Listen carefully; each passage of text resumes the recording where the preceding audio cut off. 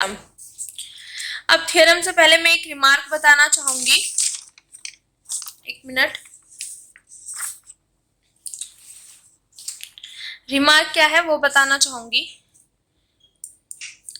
If xi is neither zero nor unity and not a prime, ठीक है। अब देखो ये मेरे पास QI में बात चल रही है, इसी तरीके से आगे हम Q ओमेगा बात करेंगे, उसमें भी ऐसी है।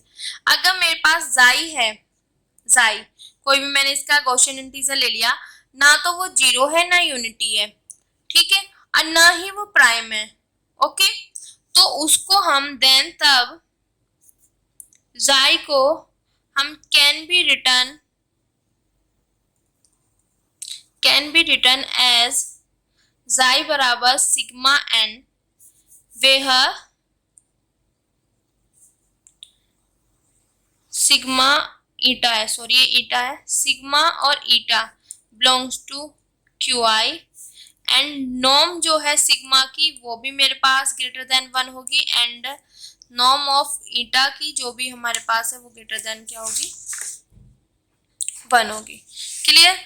तो पहले इस थ्योरम को करने से पहले हम रिमार्क समझते हैं। ये रिमार्क क्या है, अगर मेरे पास कोई भी गॉसियन इंटीजर लिया मैंने, ना तो वो जीरो है ना वो यूनिटी है और ना ही वो प्राइम है, तो फिर उस गॉसियन इंटीजर को मैं दो गॉसियन इंटीजर की प्रोडक्ट की फॉर्म में लिख सकती हूँ, और जहां इन गॉसियन इंटीजर की जो नॉर्म है वो 1 से ग्रेटर होगी।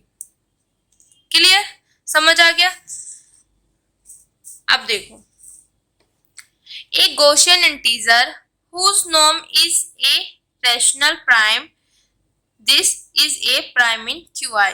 अब ये स्टेटमेंट क्या कह रही है, अगर मेरे पास कोई भी Gaussian इंटीजर है जिसकी नॉर्म क्या है, मेरे पास प्राइम मतलब रैशनल प्राइम, रैशनल प्राइम मतलब जैसे हम रैशनल इंटीजर की बात करते थे तो उसी तरीके से रैशनल प्राइम में हमारे पास क्या कहेंगे, टू से स्टार्ट होते हैं ना प्राइम, 2 3 5 7 11 इस तरीके से।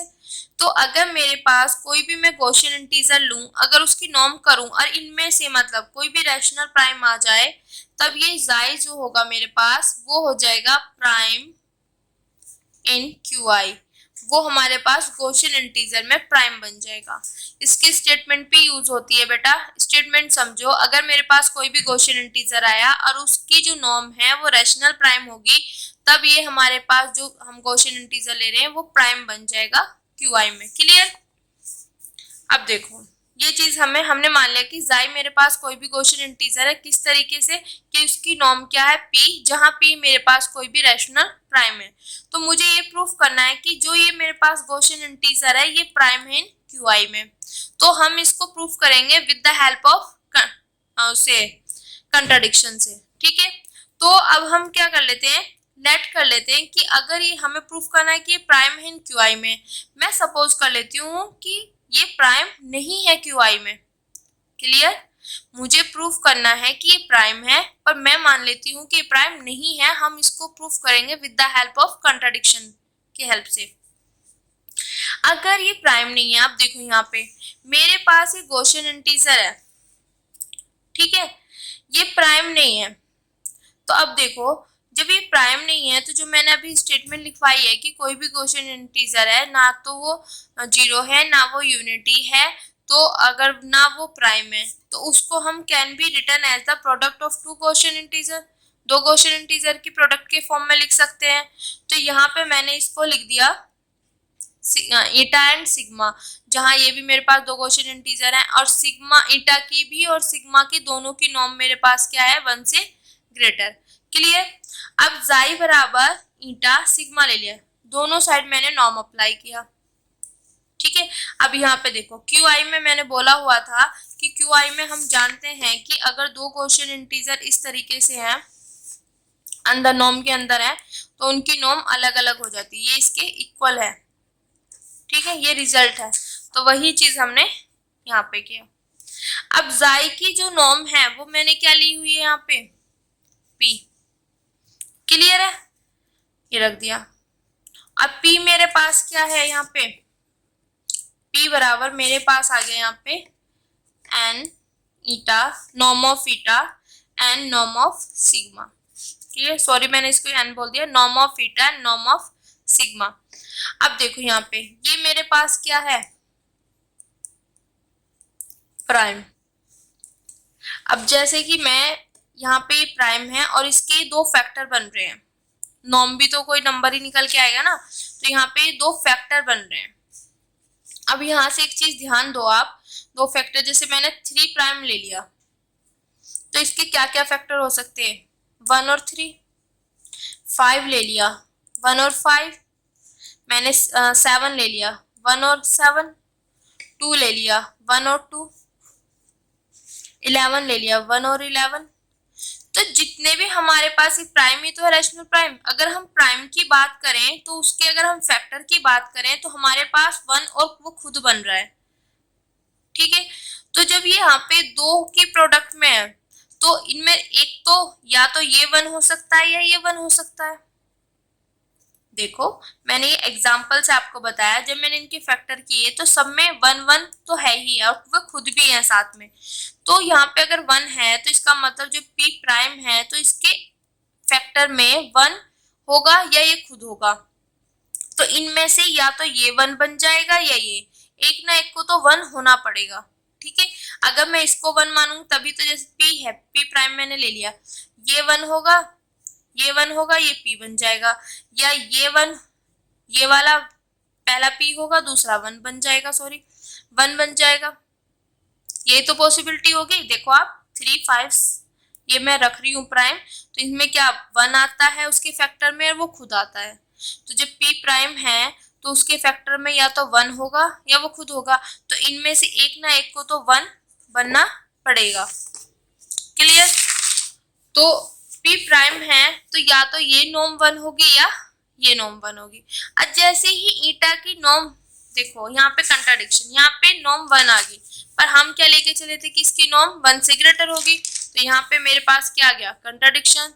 तो जो हम अपनी अजम्पशन सोचे हुए थे, हमने जो माना था कि ये प्राइम नहीं है, वो तो गलत प्रूफ हो गया। इसका मतलब ये क्या है, मेरे पास प्राइम है। ये तो हो गया इस थ्योरम का प्रूफ।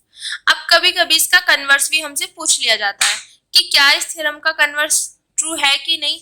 अब इसमें कन्वर्स क्या बैठता है वो चीज सोचो आप। मैंने शुरू में जो थ्योरम की स्टेटमेंट थी उसमें यह था कि कोई भी गॉसियन इंटीजर होगा, ठीक है, जिसकी नॉर्म मेरे पास क्या हो, रैशनल प्राइम हो, तब ये गॉसियन इंटीजर क्या हो जाता है, प्राइम बन जाता है इन QI में। ये थ्योरम थी। अब मैं बोल रही हूँ जो इसका कन्वर्स है, अगर मेरे पास कोई भी प्राइम है इन QI में, ठीक है, QI में प्राइम हो गया तो जरूरी नहीं, जैसे मैंने जाई ले लिया, जाई ही ले लिया, या यहाँ पे ले लो आप समझने के लिए, ये ले लेती हूँ, ठीक है, ये मेरे पास कोई प्राइम हो गया इन QI में, ओके। तो जरूरी नहीं कि इसका जो नॉर्म मैं निकालूं वो मेरे पास रैशनल प्राइम आए, जरूरी नहीं है, ठीक है।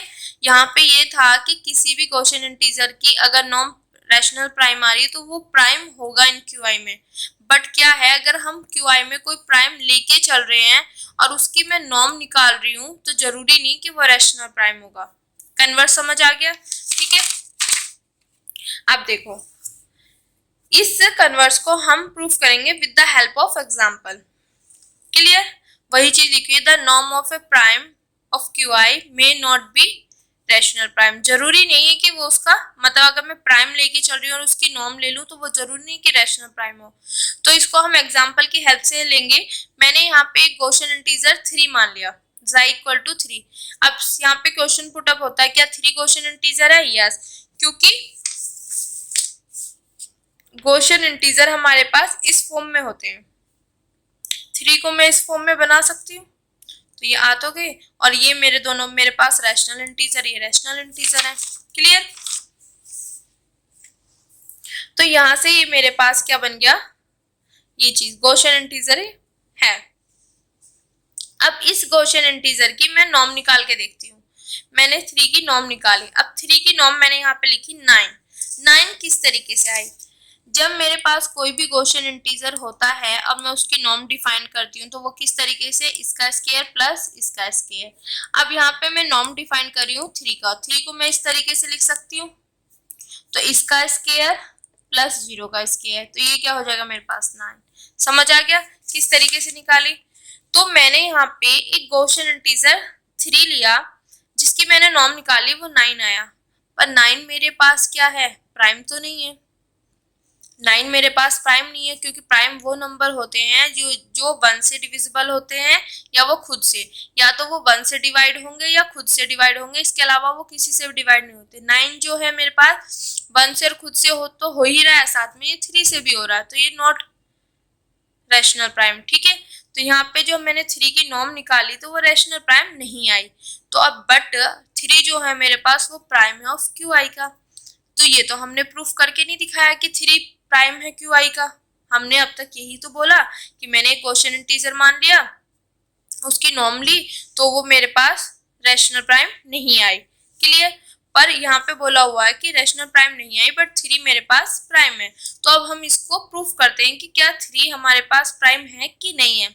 ठीक है, तो मैं मान लेती हूँ कि अगर पॉसिबल है कि 3 प्राइम नहीं है, 3 प्राइम नहीं है, तो उसको हम प्रोडक्ट की, दो गॉसियन इंटीजर की प्रोडक्ट की फॉर्म में लिख सकते हैं, जहां इसकी नॉर्म इससे ग्रेटर होगी, इसकी नॉर्म इससे ग्रेटर होगी 1 से। क्लियर। नॉर्म दोनों साइड अप्लाई कर दो, कर दिया। इसकी नॉर्म मैंने अभी बताया 9 निकाली दिस। अब इसको ईटा जो मेरे पास गॉसियन इंटीजर, इसको मैंने ये मान लिया, सिग्मा को ये मान लिया, तो इसकी नॉर्म क्या होगी मेरे पास, ए स्क्वायर प्लस बी स्क्वायर, और इसकी सी स्क्वायर प्लस के डी स्क्वायर। अब दोनों की वैल्यू यहाँ पे पुट कर दी। अब मेरे पास यहाँ पे एक फैक्टर ये है, एक फैक्टर ये है, इन दोनों की प्रोडक्ट 9 आ रही है, तो मेरे पास पॉसिबिलिटी क्या बन सकती है कि ये 1 हो, ये 9 हो, ये 9 हो या ये 1 हो। यस, नेक्स्ट पॉसिबिलिटी क्या है, ये 3 हो और ये 3 हो, तभी तो 3 की 3 से मल्टीप्लाई करेंगे 9 आ जाएगा। तो ये 3 पॉसिबिलिटी बन रही है। ठीक है, अगर मैं केस लूं 3 कि इसकी वैल्यू भी 3 ले ली, इसकी वैल्यू भी 3 ले ली, तो उस टाइम पे ये इम्पॉसिबल है। क्यों? क्योंकि अगर हम कोई भी दो नंबर लें, ए स्क्वायर प्लस बी, दो नंबर का जो भी हमारे पास स्क्वायर होता है, सम ऑफ टू स्क्वायर्स, कभी भी मेरे पास 3 नहीं आता है। क्यों? देखो, अगर मैं करके देखूं, शुरू से ही लेके चलते हैं। मैंने यहाँ पे इसकी वैल्यू मानी 0, यहाँ पे 1। ठीक है, इसको अभी मैं फिक्स रखूंगी, तो मेरे पास यहाँ पे इसका स्क्वायर करके 1 आ गया, ए स्क्वायर प्लस बी स्क्वायर निकाल के मेरे पास 1 आ गया। मैं इसकी वैल्यू 1 ले लेती हूँ, इसको 1 फिक्स करती हूँ, तो 1 स्क्वायर प्लस 1 स्क्वायर, इसकी वैल्यू 2 आ गया। इसका यहाँ पे 2 लेती हूँ, इसको फिक्स, अभी इसी को फिक्स रखा हुआ है, 2 लिया, तो 4 प्लस के 1 5 आ गया। ठीक है, 3 किया, 1 किया, तो 9 प्लस 1 10। ठीक है, सिमिलरली अगर मैं इसको फिक्स रखती हूँ और इसको बढ़ाती हूँ, यहाँ पे अगर बाई चांस मैं 2 ले लेती हूँ, 0 और 2 ले लिया मैंने, तो 0 और 4, तो 4 आ गया। 1 और 2 ले लिया मैंने यहाँ पे, ठीक है, तो 1 का 1, 2 का क्या आ जाएगा मेरे पास 4, 5 आ गया। तो जब भी हम कोई भी दो नंबर है हमारे पास, अगर उनका मतलब सम ऑफ टू स्क्वायर्स, सम, ये सम का मतलब, और टू स्क्वायर मतलब दो स्क्वायर हैं, अगर उनका सम हम बात करें तो वो कभी भी 3 नहीं होगा। क्लियर। तो इसका मतलब ये जो हमारे पास, अगर मैं इसको 3 मान लूँ, इसको 3 मान लूँ, तो ये इम्पॉसिबल है, ये पॉसिबल हो ही नहीं सकता। क्यों? क्योंकि 3 is not the sum of two square, दो स्क्वायर का सम कभी भी 3 नहीं आता है। तो इसका मतलब ये वाली पॉसिबिलिटी कैंसिल होगी, तो इसका मतलब या तो ये 1 होगा, ये 9 होगा, या ये 9 होगा, ये 1 होगा। तो मतलब इसका क्या है, या तो ये वाला 1 बनेगा या ये। तो दो यहाँ पे आइदर दिस 1 एंड दिस 1, यही तो केसेस आ गए, या तो ये 1 बनेगा या ये 1 बनेगा। अगर ये 1 बने तो यहाँ से ईटा, ये देखो, ये किसकी वैल्यू है मेरे पास, ये किसके इक्वल है, इसकी norm of eta, norm of sigma. तो यहाँ पे नॉर्म ऑफ सिग्मा की वैल्यू 1 आ गई, यहाँ पे 1 आ गई, पर मैंने तो यहाँ पे लेके चली हूँ कि इनकी नॉर्म 1 से ग्रेटर है, तो ये तो कंट्राडिक्शन आ गई। तो इसका मतलब 3 मैं जो मान के चल रही थी कि 3 प्राइम नहीं है, तो इसका मतलब 3 प्राइम है।